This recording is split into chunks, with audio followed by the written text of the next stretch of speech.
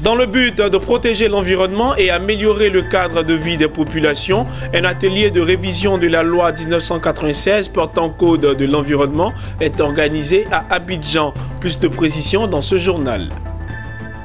L'Agence nationale de gestion des déchets annonce le démarrage de ses activités dans le but de faire d'Abidjan l'une des capitales les plus propres d'Afrique.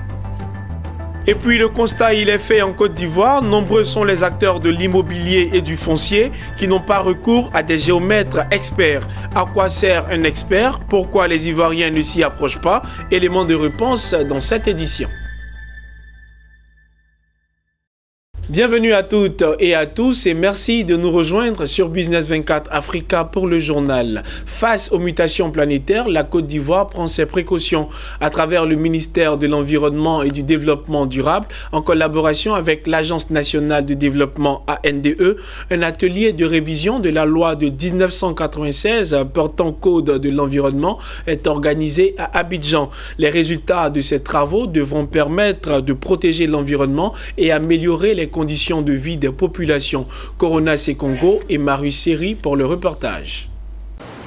Inondation, désertification, pollution, insalubrité sont des mots auxquels la Côte d'Ivoire est aujourd'hui confrontée. Ces mots généralement imputés à l'action de l'homme sont la conséquence du réchauffement climatique. Avec ces bouleversements planétaires, la Côte d'Ivoire veut adapter son code de l'environnement en vigueur depuis 1996. Aujourd'hui, il y a beaucoup de mutations, il y a beaucoup de changements qui impactent négativement notre environnement, de par le fait de la nature, mais de par le fait des activités conduites par les hommes que nous sommes. Il fallait donc avoir un code qui tienne compte de tous ces changements, de toutes ces mutations qui ont un effet, somme toute, négatif sur notre environnement. Durant 2 jours, les experts en environnement réunis à Abidjan vont élaborer un avant-projet de code révisé de la loi numéro 96-766 du 3 octobre 1996 portant code de l'environnement. Les résultats de ces travaux devraient permettre de protéger l'environnement et d'améliorer le cadre de vie des populations. Le gouvernement ivoirien, à travers le ministère de l'Environnement et du Développement durable et de l'Agence nationale de l'environnement ANDE, place beaucoup d'espoir en cet atelier.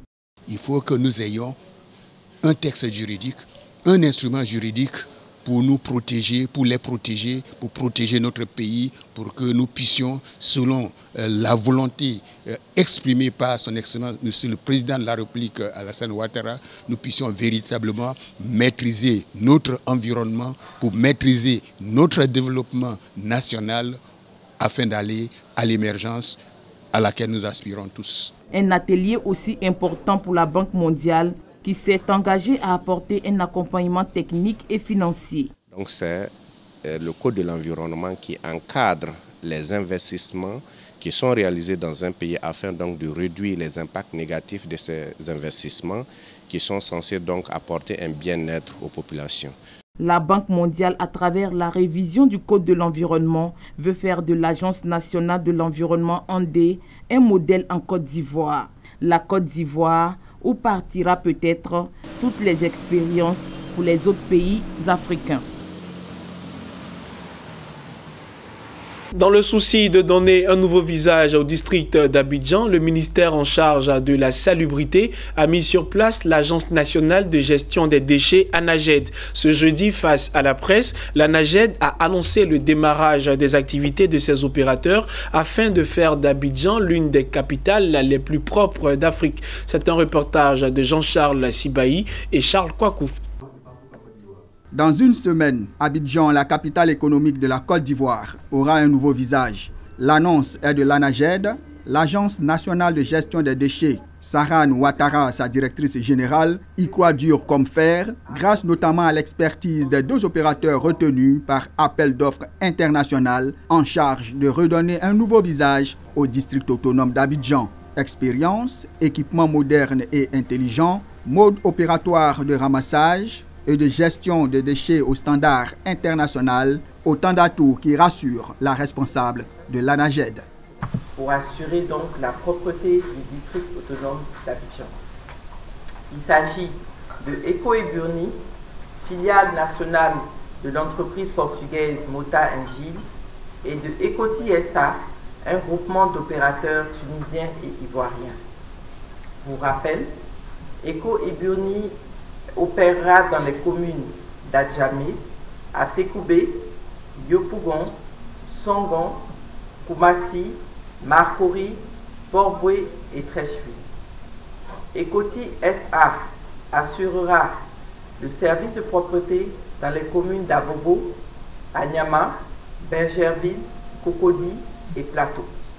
Dans environ une semaine, un déploiement des activités des deux opérateurs sera visible dans certaines communes avant de s'étendre progressivement sur l'ensemble du district. Mais à Abidjan, les populations attendent de voir, car elles sont habituées à des effets d'annonce. La directrice Saran Ouattara, elle, se veut rassurant. Abidjan sera cité en exemple et intégrera la shortlist des capitales africaines les plus propres. Un objectif possible à atteindre si et seulement si les populations s'engagent dans la lutte contre l'insalubrité. Dans cette perspective, je voudrais inviter la population à développer la culture de la propreté. Que cette culture se traduise en tout temps et en tout lieu par des gestes qui rendent notre cadre de vie propre. Des gestes qui ne feront pas de nos vies des poubelles. Que chacun de nous puisse s'approprier cette notion fondamentale et en faire un principe essentiel dans ses actes quotidiens. Il est bon de signaler que l'État de Côte d'Ivoire, à travers le ministère de l'Assainissement et de la Salubrité, a lancé de vastes travaux de construction des infrastructures de gestion des déchets. Il s'agit du centre de transfert d'Anguédédou et du centre de valorisation et d'enfouissement technique de Kosiwan, achevé à 90%. Il se tient depuis ce mercredi à Grand-Bassam le deuxième forum international sur la retraite dans la zone Cyprès. 2 jours de travaux pour réfléchir sur la couverture vieillesse. Le but est de trouver les solutions pour en faire un instrument de lutte contre la pauvreté. Reportage de Lawani Babatunde et Richard Akeke. Après Yaoundé au Cameroun, les membres de la conférence interafricaine de la prévoyance sociale Cyprès posent leurs valises dans la ville balnéaire du Grand-Bassam. Ils y sont pour le deuxième forum international sur la retraite. Pendant 3 jours, ils vont échanger sur les moyens de faire de la couverture vieillesse un instrument de lutte contre la pauvreté. Si pendant plusieurs années, ce modèle par répartition a donné satisfaction et a rassuré, il n'en demeure pas moins vrai que le poids des contraintes inhérentes à ce système, combiné au phénomène de mondialisation et aux crises financières et économiques qui se succèdent de plus en plus ces dernières années, engendre notamment le chômage massif, ou la réduction sensible de l'offre d'emploi et la diminution drastique des ressources de cotisation, le fragilise et suscite des interrogations et des sérieuses inquiétudes sur l'avenir de nos régimes de pension de vieillesse, d'invalidité et de décès. Sur la question de la couverture sociale chez les personnes retraitées, la Côte d'Ivoire a partagé son expérience avec ses pairs africains. Le tableau semble reluisant, mais les efforts se poursuivent pour sans cesse améliorer les conditions de vie des seniors après plusieurs années de dur labeur. Au titre de la couverture vieillesse, la pension de réversion minimum des veuves et veufs et la pension de retraite des travailleurs du secteur privé et assimilés ont été revalorisées et à ce jour, ces pensions sont versées mensuellement sans discontinuité, permettant aux bénéficiaires de faire face à leurs besoins et, dans certains cas, d'entreprendre des projets. La conférence interafricaine de la prévoyance sociale a été créée en septembre 1993. Sa principale mission, promouvoir la prévoyance sociale et soutenir les actions visant à son extension dans les États membres. Parlons éducation financière dans ce journal. La plateforme financière des clubs d'investissement et des Business Angels EIC Corporation se prépare à fêter ses 10 ans d'existence. En prélude à cet anniversaire, EIC Corporation a initié une soirée d'échange d'expériences sur les bonnes pratiques en matière d'investissement et de placement. Commentaire de Ariane Touré. Ils étaient une cinquantaine de participants à prendre part à cette rencontre de partage d'expériences sur les meilleures pratiques en matière d'investissement et de business. Des chefs d'entreprise, des start-up, des financiers, mais aussi des avocats et des magistrats, tous sont venus écouter et partager les expériences des uns et des autres sur le business, notamment en ce qui concerne la gestion de l'entreprise, l'investissement en bourse, ou encore le partenariat avec des business angels. Alors l'économie circulaire, c'est l'économie où on va reconcevoir les objets de telle manière à ce qu'ils ne deviennent plus jamais de déchets. D'accord ? Donc c'est l'économie de la durabilité où on va utiliser un objet et ensuite cet objet va être soit accessible en tant que service où vous allez acheter l'objet, mais à un certain moment, on va le récupérer, le fabricant va le récupérer de manière à l'entretenir, à le maintenir, à le réparer.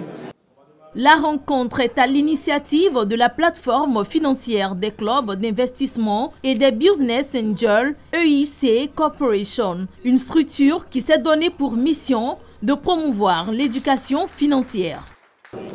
Vous savez, aujourd'hui, l'éducation est très importante si on veut développer une nation et si on veut participer à la construction d'une économie performante, parce que sans éducation, on ne peut rien faire du tout.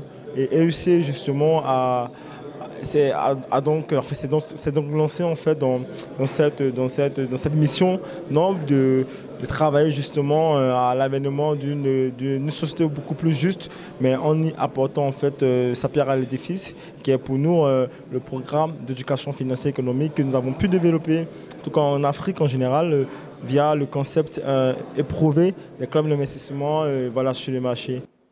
Notons que EIC Corporation participe actuellement aux consultations en cours sur le projet de loi portant sur le financement alternatif et participatif en Côte d'Ivoire. Sur ce projet, la structure compte déployer son réseau auprès de la diaspora africaine et européenne. Ce qu'on retient est qu'on a des partenaires internationaux. On a une délégation européenne d'experts dans les différents domaines, surtout en matière de legal tech. Et c'est cette délégation qui nous accompagnera pour nos différentes activités, notamment le bootcamp. Cette rencontre de partage d'expériences et sur l'éducation financière s'est tenue en prélude de la célébration en novembre prochain du 10e anniversaire de EIC Corporation. EIC Corporation, une structure qui reste active dans la reconnaissance de son utilité publique, dans la promotion de l'éducation financière et boursière et dans la lutte contre l'analphabétisme financier. EIC Corporation est une plateforme financière des clubs d'investissement et des business angels engagés dans le développement de l'éducation financière, la promotion de l'actionnariat populaire de l'IDE, investissement direct étranger en Afrique et la recherche de financement pour les jeunes entreprises innovantes à fort potentiel de croissance. Son siège international est basé à Paris en France et le bureau régional Afrique basé à Abidjan en Côte d'Ivoire. En Côte d'Ivoire, les conflits fonciers sont récurrents et aboutissent par moments à des affrontements violents. Dans de nombreux cas, cela peut s'expliquer par la non-prise en compte du travail des géomètres, maillon essentiel dans la chaîne de valeur du foncier et de l'immobilier. À quoi sert un géomètre expert? Pourquoi les Ivoiriens n'y ont toujours pas recours? Élément de réponse commenté par Mondésir Nascimento Odjifini. Il est de plus en plus récurrent de constater que les géomètres experts ne sont pas consultés par les usagers pour leurs travaux. Moins de 20% ont recours aux géomètres pour l'implantation des bâtiments et la délimitation de leur patrimoine foncier. Une situation que d'aucuns expliquent par le fait que les géomètres ne soient pas très visibles. On les entend de moins en moins. On entend parler d'eux, mais on ne voit pas trop d'action dans les histoires de lotissement. Je pense que c'est leur domaine d'activité normalement, mais bon. Souvent, pour des achats de terrain, on a besoin de leur avis, de leur expertise, mais on ne les connaît pas, on ne sait même pas où ils sont situés. Résultat, beaucoup de conflits naissent de la mauvaise délimitation des parcelles. Ici, comme ça, on a erreur ici. Sur là, ils ont mal tracé les terrains. Vous voyez qu'il y a un espace qui reste là, au milieu là. Mais quand ça va derrière là, ça coince. Parce qu'ils ont pris juste derrière, ils se sont tout petit devant. Mais nous, on a fait le calcul au niveau de l'autre chantier et l'autre terrain est là. Si on voulait suivre ça, on allait pencher aussi notre immeuble. On a préféré calculer avec le géomètre. Ils ont fait une... Je vois que c'est très important, géomètre, ce chantier.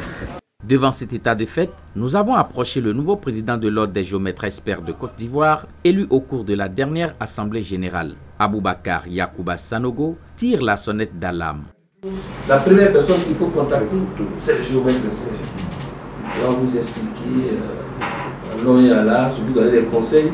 Au-delà même de la prestation, vous donner des conseils pour que voilà, vous puissiez vous orienter sur la voie qui est normale. Pour ne pas vous faire tromper, parce qu'il y a des vendeurs d'illusions. Malheureusement, les vendeurs d'illusions, ils sont légion aujourd'hui. En vue de pallier ce déficit d'information sur cette profession et de repositionner cet organe au cœur de la chaîne foncière, le nouveau président de l'Ordre des géomètres experts a précisé les enjeux de son mandat. Alors nous allons faire en sorte de pouvoir engager des actions. Surtout que nous avons, comme je le disais tantôt, nous avons essayé de régionaliser notre profession. Nous avons des géomètres partout. Nous allons faire en sorte que des conférences soient données dans les différentes régions pour expliquer aux populations. Le géomètre expert est un professionnel qui, en son propre nom et sous sa responsabilité personnelle, lève, dresse à toutes les échelles les documents topographiques, plans des biens fonciers et procède à toutes les opérations techniques ou études telles que les délimitations, les lotissements, travaux cadastraux, etc. Le géomètre expert est en effet le seul technicien habilité à réaliser des lotissements, à consolider les droits fonciers sur les parcelles en zone urbaine et les implantations en zone rurale. En Côte d'Ivoire, la profession libérale de géomètre est instituée par la loi numéro 70-487 du 3 août 1970 et représentée par un ordre de géomètres experts. Le tableau de l'Ordre des géomètres experts compte 40 membres à ce jour et 81 bureaux opérationnels installés sur le territoire national.